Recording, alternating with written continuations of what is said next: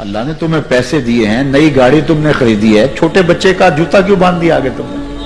جوتا باندھنے سے اگر یہ ایکسیڈنٹ سے, حادثے سے گاڑی بچ سکتی ہوتی ہے تو پھر پاکستان کے جتنے پی آئی اے کے جہاز ہیں سب پر باندھ دینا چاہیے, سب پہ جوتے لٹکے ہوئے ہوں.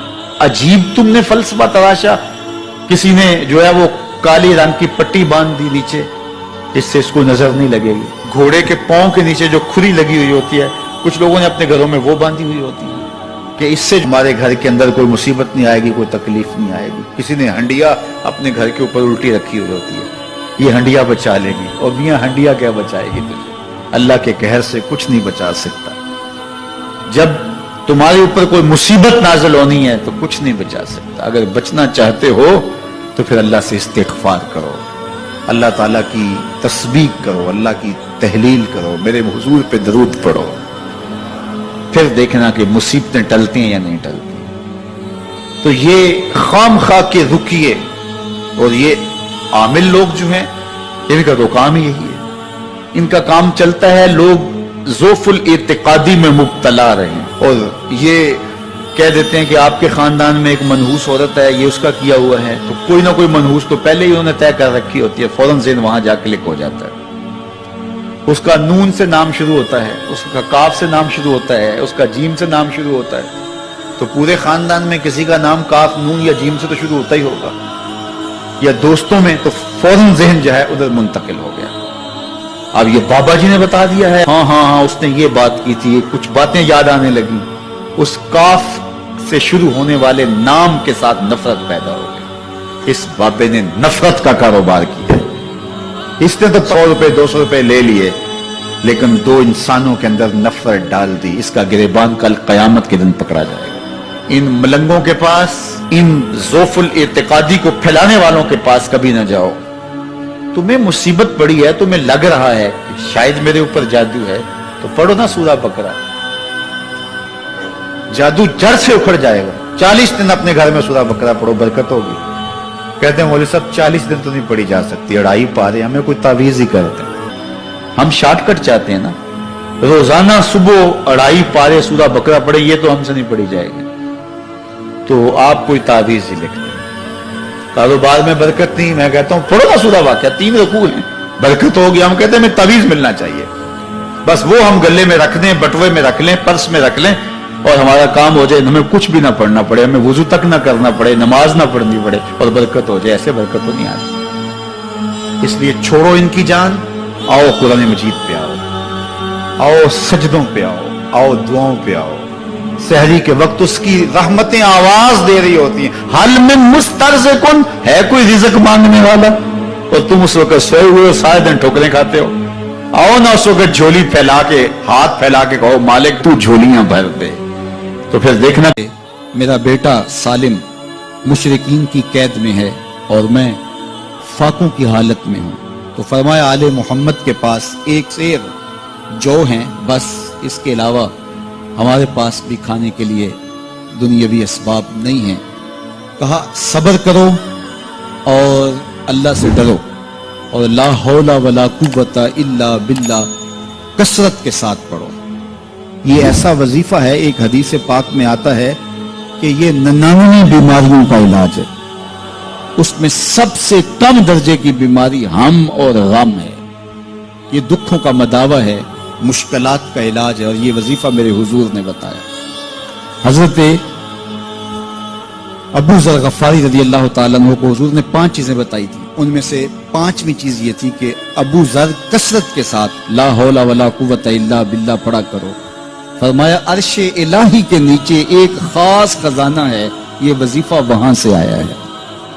یہ زندگی میں معمول بنا لو, جب پھنس جاؤ, مشکلات میں آ جاؤ, تو لا حول ولا قوت الا باللہ پڑھو, اللہ راستے کھولے گا.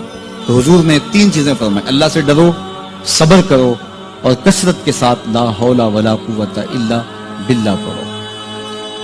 وہ فرماتے ہیں کہ میں یہ عمل شروع کیا, ابھی گھر میں بیٹھا ہی تھا کہ دروازے پہ دستک ہوئی, تو میں اٹھا کہ دروازہ کھولوں دیکھوں کہ کون ہے. تو دروازہ کھولا, دیکھا میرا بیٹا کھڑا ہے اور اس کے پیچھے 100 اونٹ کھڑے ہیں. تو میں نے کہا کہ تم اور یہ اونٹ؟ کہا مجھے موقع لگ گیا, میں ان کی قید سے بھاگ آیا. وَيَرْزُقْهُ مِنْ حَيْثُ لَا يَحْتَسِبُ، وہ تمہیں وہاں سے رزق دے گا جہاں سے تمہیں گمان بھی نہیں۔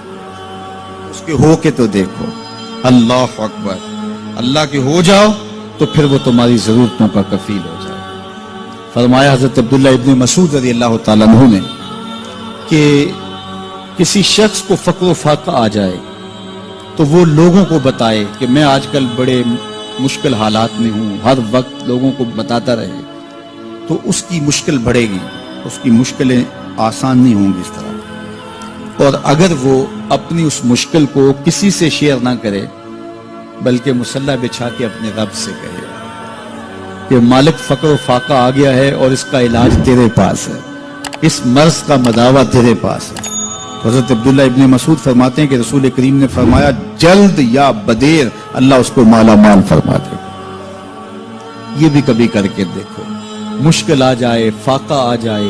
اور قرآن مجید کا دل سورہ یاسین ہے، جس نے ایک مرتبہ سورہ یاسین کی تلاوت کی اللہ 10 مرتبہ قرآن پڑھنے کا ثواب عطا کرے۔ اور کتنا بڑا اجر ہے، آپ ایک سال میں بھی شاید 10 قرآن مجید نہ ختم کر سکیں اور سورہ یاسین پڑھیں تو 10 مرتبہ قرآن مجید پڑھنے کا ثواب نصیب ہوگا۔ تو اپنی صبح کا آغاز سورہ یاسین سے کیا کریں، نماز فجر کے بعد اشراق تک سورہ یاسین پڑھ لیا کریں۔ سورہ یاسین اگر آپ پڑھ کے اپنے دن کا آغاز کرتے ہیں آپ کا سارا دن خیر سے گزرے گا۔ اس دن اگر کاروبار کریں گے تو برکت ہوگی، اس دن بہت ساری بیماریوں سے، آفات و بلیات ارضیہ اور سماویہ سے بچے رہیں گے، لوگوں کے شر سے، حادثات سے محفوظ رہیں گے۔ میرے حضور نے ارشاد فرمایا قرآن مجید میں ایک سورت ہے جس کی 30 آیات ہیں، اگر کوئی شخص اس کی تلاوت کرتا ہے تو وہ سورت پڑھنے والے کی شفاعت کرتی ہے، اور اتنی بار شفاعت کرتی ہے کہ اس کو بخشوا کے چھوڑتی ہے۔ وہ سورت کون سی ہے؟ وَهِيَ تَبَارَكَ الَّذِي بِيَدِهِ الْمُلْكُ، یہ سورۃ الملک ہے، 30 آیتیں ہیں۔ جو شخص اس کی تلاوت کرے یہ اتنی بار سفارش اللہ کی بارگاہ میں کرتی ہے کہ اپنے پڑھنے والے کو بخشوا کے چھوڑتی ہے۔ تو اپنے دن کا آغاز سورہ یاسین سے کریں اور اپنی شب کا آغاز سورہ ملک سے کریں۔ سونے سے پہلے سورہ ملک کی تلاوت ضرور کر لیں، انشاءاللہ اس سے رات برکت سے گزرے گی۔ جس نے ایک دن میں 100 مرتبہ سبحان اللہ و بحمدہ پڑھا، کتنی مرتبہ؟ 100 مرتبہ کیا پڑھا؟ سبحان اللہ و بحمدہ، فرمایا کہ اس کے گناہ سمندر کی جھاگ کے برابر بھی ہوں تو اللہ معاف فرما دے گا۔ تو یہ اپنے وظائف میں شامل کر لیجئے، سبحان اللہ و بحمدہ۔ اور حدیث بخاری ہے کہ 2 کلمے ایسے ہیں جو اللہ کو محبوب ہیں اور زبان پر مشکل نہیں، زبان پر بڑے آسان ہیں، اور جب میزان پہ رکھے جائیں گے تو پلڑے کو جھکا دیں گے، بڑے بھاری ہیں میزان پہ۔ وہ 2 کلمے یہی ہیں، سبحان اللہ و بحمدہ، سبحان اللہ العظیم۔ تو اگر اس کو 100 مرتبہ روزانہ پڑھے تو سمندر کی جھاگ کے برابر بھی گناہ ہو تو اللہ معاف فرما دیتا ہے۔ اللہ فرماتا ہے ما یفعل اللہ بعذابکم، وہ تمہیں عذاب دے کے کیا کرے گا؟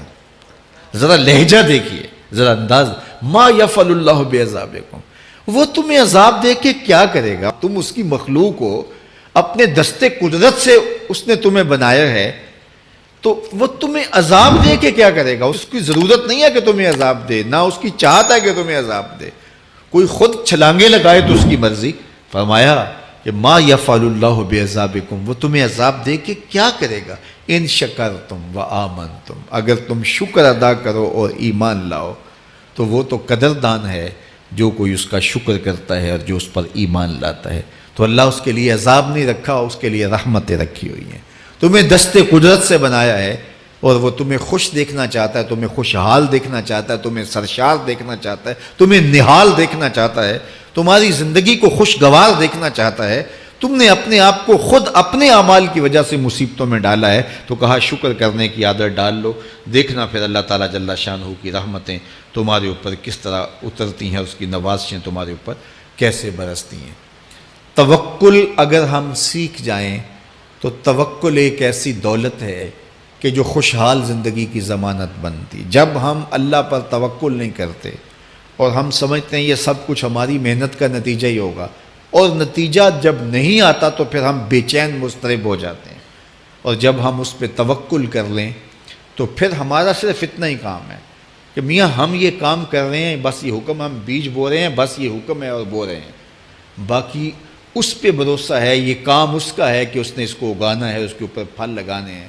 تو جب اس پہ توکل ہو جائے تو بندہ سوکھا رہتا ہے، ورنہ بندہ مشکل میں مبتلا ہو جاتا ہے۔ بسا اوقات ایسا ہوتا ہے کہ بندہ ایک منصوبہ تیار کرتا ہے، اس کا عملی نتیجہ اس کو سامنے نظر آ رہا ہوتا ہے، لیکن نتیجہ بالکل الٹ جاتا ہے۔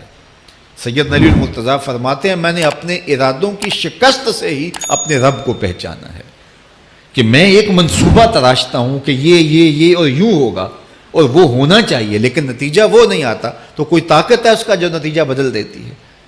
تو بندہ اس طاقت پہ یقین کرتے، اس پہ توکل کر کے جو ہے وہ اس پہ بھروسہ کر لے تو زندگی سوکھی ہو جاتی ہے۔ مغرب میں جو اللہ پر یقین نہیں رکھتے وہ خودکشی کر لیتے ہیں کہ یہ کیوں ہو گیا، ایسا نہیں ہونا چاہیے تھا، لیکن ہم خودکشی اس لیے نہیں کرتے، ہم کہتے ہیں میرا رب جس طرح چاہے اس طرح ہی ہوتا ہے، جو اس نے طے کیا ہوا ہے وہ کر کے رہتا ہے، اس لیے تم اس پہ توکل کر لو اور اس پہ بھروسہ کرو۔ حضور علیہ الصلوۃ والسلام نے فرمایا لو انکم توکلون علی اللہ حق توکلہ، اللہ پر توکل کرنے کا جو حق ہے اگر تم وہ ادا کر دے تو فرمایا اللہ تمہیں ایسے رزق عطا کرے جیسے پرندوں کو عطا کرتا ہے۔ ہمارا تو کاروبار ہے، یہ فیکٹری ہے، یہ دکان ہے، یہ ہماری نوکری ہے، ہم نے یہاں سے کمائی کرنی ہے۔ پرندوں کا کوئی کاروبار نہیں ہوتا، کوئی نوکری نہیں ہوتی، کوئی ٹھیا، کوئی اڈا نہیں ہوتا جہاں جا کے انہوں نے رزق کے لیے کوئی آغاز کرنا ہوتا ہے، بلکہ حضور نے فرمایا تغدو خماسا وتروح بطانا، جب وہ صبح گھر سے نکلتے ہیں تو خالی پیٹ نکلتے ہیں اور انہیں کوئی اپنی منزل کا تعین نہیں ہوتا، جدھر خیال آیا اڑ گئے ادھر، لیکن کبھی ایسا نہیں ہوا کہ شام کو خالی پیٹ واپس آئے ہوں، کہا وہ پیٹ بھر کے آتے ہیں۔ باہو بولے بن توکل پنچھی اڑ دے، خرچ نہ پلے زیرا ہو، جب گھر سے اڑتے ہیں تو ان کے پلے نہ کوئی خرچ ہوتا ہے، نہ راس المال ہوتا ہے، نہ کوئی اوزار ہوتے ہیں، نہ کوئی ہتھیار ہوتے ہیں، کچھ بھی نہیں ہوتا، یوں ہی گھر سے نکلتے ہیں، کبھی بھی خالی پیٹ نہیں آئے۔ فرمایا اگر اللہ پہ پرندے توکل کر لیں تو اللہ اسے بھی عطا کرتا ہے، تم توکل کرو گے تو تمہیں عطا نہیں کرے گا۔